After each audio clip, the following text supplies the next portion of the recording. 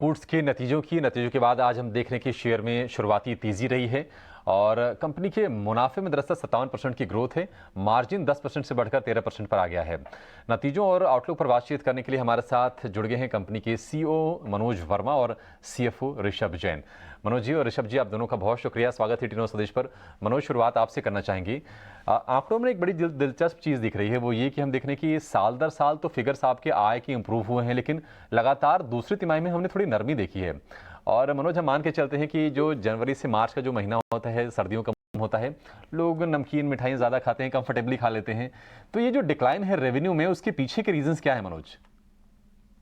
तो अजय जी, पहली चीज तो जो मैं बोलूंगा वो ये कि अगर हम ट्रेंड्स देखें, सो स्विंग एक सही तरीका नहीं होगा देखने का। सही तरीका होगा ईयर ऑन ईयर ग्रोथ देखने का, क्योंकि सिर्फ स्वीट्स ही नहीं, हमारे उसमें कंपोनेंट में 70% बिजनेस नमकीन से आता है। इनफैक्ट 70% नमकीन और भुजिया, प्लस अगर मैं उसमें अपने वेस्टर्न स्नैक्स जो कि भी नमकीन ही है, वो अगर मैं जोड़ दूं तो करीब मेरा 78% बिजनेस नमकीन सेगमेंट से आता है। So that is one. Second is के मेरे हमारे जो दूसरे और तीसरे क्वार्टर होते हैं, ये बहुत ज्यादा इंपैक्टेड होते हैं गिफ्टिंग और स्वीट्स के बेस पे। हमारे लिए दिवाली और राखी बहुत बड़ा सीजन होता है, तो इन ये दोनों क्वार्टर वैसे ही हैवी होते हैं, इसलिए ये देखना सही नजरिया नहीं होगा। Even otherwise if you look at कि अगर हमारा क्वार्टर फोर और अच्छा हो सकता था, बट जैसा कि बाकी कई कंपनी ने, ओवरऑल एफएमसीजी ट्रेड ने और कंट्री का रूरल सेक्टर ने थोड़ा सा प्रेशर फील किया क्वार्टर 4 में, और जनवरी थोड़ा सा कम था हमारी अपेक्षा के अनुसार। उस वजह से क्वार्टर 4 अगर हम और भी अच्छा कर सकते थे, वो कम हुआ। लेकिन ग्रोथ पॉइंट ऑफ व्यू से we have delivered a realistic and good growth, better than the industry. बिल्कुल। तो ग्रोथ पॉइंट ऑफ व्यू से काफ़ी अच्छी यहाँ पर जंप देखने को मिला है कंपनी के नतीजों में भी। चलिए, कंपनी के सीएफओ भी हमारे साथ मौजूद हैं, Rishabh Jain. Rishabh, thank you so much समय देने के लिए। इस बार मार्जिन को लेकर भी आपसे आउटलुक जानना चाहेंगे। मार्जिन में भी हमने देखा अच्छी बढ़त हुई है 13.3% की।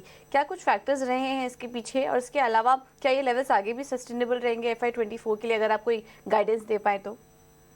Thank you, Pooja, for inviting us. So, first quarter हमें हमें हमारा बहुत टफ हुआ था। फर्स्ट क्वार्टर में हमने 7.5% के आसपास EBITDA दिखाया था। और जो एडिबल ऑयल प्राइसेस है वो बहुत पीक पे थे, मतलब 150 प्लस एडिबल ऑयल प्राइस पर केजी था। जो कि अभी लास्ट 3 क्वार्टर में हमने नरमी देखी है उसके अंदर। लास्ट क्वार्टर में हमने काफी नरमी देखी है, तो एडिबल ऑयल काफी, और उसके कारण हमने काफी ग्रॉस मार्जिन में इंप्रूवमेंट किया है। इसके अलावा हमने जो हाई मार्जिन वाले प्रोडक्ट हैं उस पर काफी फोकस किया, और उस पर हमने काफी सेल्स इंक्रीज की है, जिससे हम ओवरऑल हमारा ग्रॉस मार्जिन बढ़ा सके। और अदर कॉस्ट फैक्टर जैसे ऑल अदर एक्सपेंस, हमने उस पर काफी एफिशिएंसी बिल्ड की है, जिससे हम प्रॉपर आरओआई निकाल सकें हर एक्सपेंस की।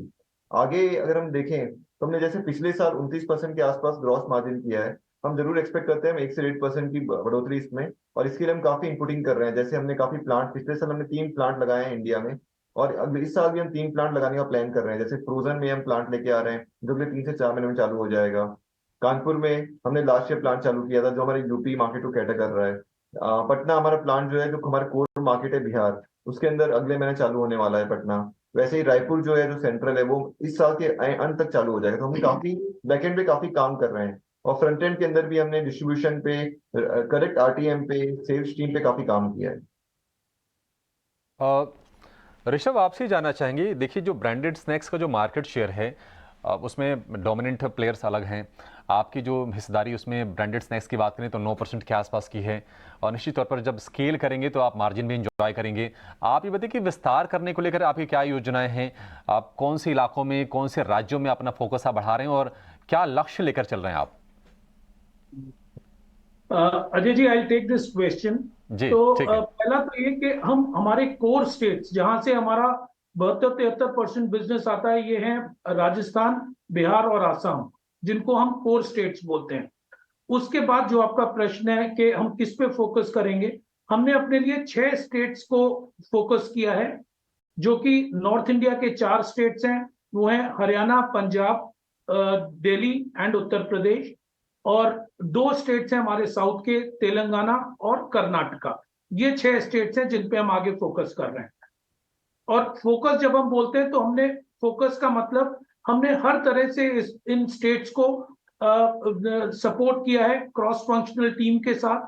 प्लस हमने अपनी मैन्युफैक्चरिंग फैसिलिटीज भी इस तरह से सेटअप की हैं लास्ट ईयर में और पिछले 1.5 साल में कि जो इन स्टेट्स को वो सपोर्ट कर पाए।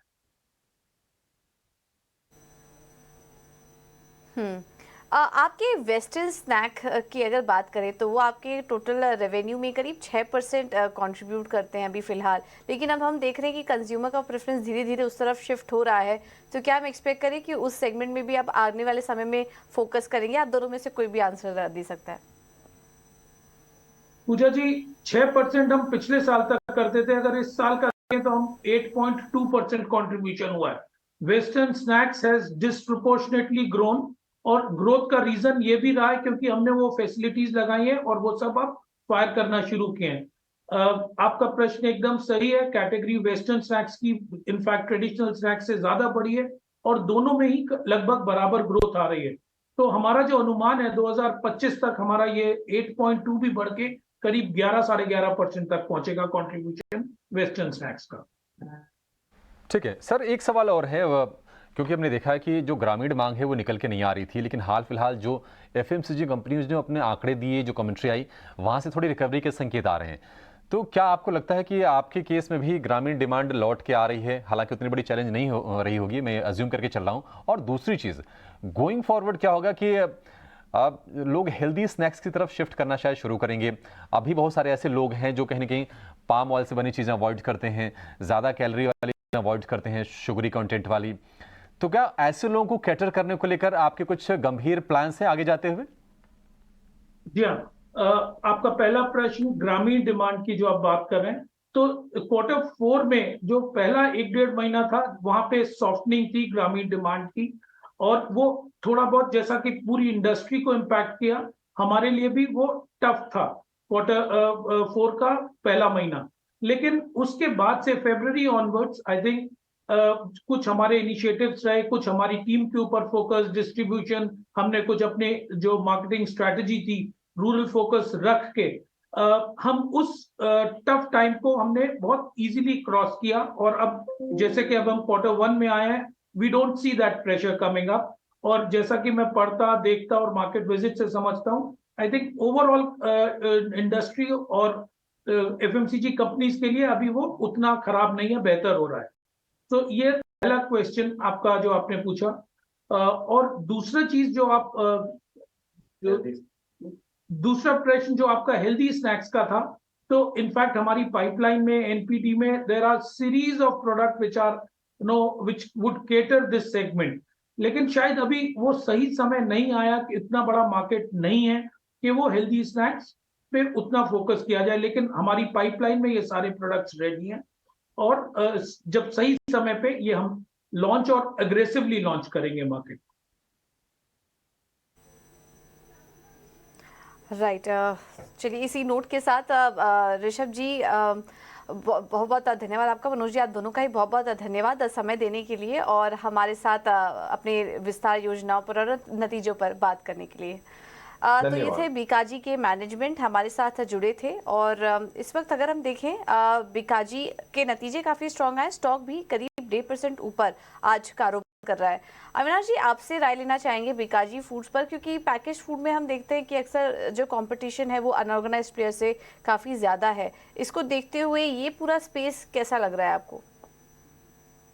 पूजा, मुझे लग रहा है कि डेफिनेटली पैकेज फूड स्पेस में जो ट्रेडिशनल फूड प्रोडक्ट्स है प्लस जो वेस्टर्न स्नैक्स है, इसमें ग्रोथ पोटेंशियल आने वाले सालों में डबल डिजिट रहेगा, क्योंकि जिस प्रकार से अर्बनाइजेशन बढ़ रहा है और ये कंजम्पशन रिलेटेड जो प्रोडक्ट्स होते हैं, यहाँ पे डिमांड काफ़ी स्ट्रांग होने की अपेक्षा है। प्लस मुझे लग रहा है कि मार्जिन्स में भी अच्छा इजाफा होगा, क्योंकि कहीं ना कहीं इनके लिए वॉल्यूम ग्रोथ अगर ठीक ठाक आती है और इनके कॉस्ट मैनेजमेंट अगर वो प्रॉपरली करते हैं तो मार्जिन के लिए भी अच्छा स्कोप है। तो बीकाजी एक वेल नोन ब्रांड है, पब्लिक इशू के बाद उन्होंने बहुत ही अच्छे नंबर्स डिक्लेयर किए हैं। मेरा तो मानना है कि अगले साल 2 साल के लिए अगर किसी को लंबा निवेश करना है तो डेफिनेटली इस काउंटर में थोड़ा सा इन्वेस्टमेंट करे। हालांकि स्टॉक थोड़ा सा एलिवेटेड है वैल्यूएशंस के पॉइंट ऑफ व्यू से, बट लंबी अवधि के लिए मुझे लग रहा है कि अच्छा सा पैसा इस लेवल से भी बन सकता है। मौजूदा स्तर से भी आपको अच्छी कमाई हो सकती है बीकाजी फूड्स में, ये राय है। आगे बढ़ेंगे।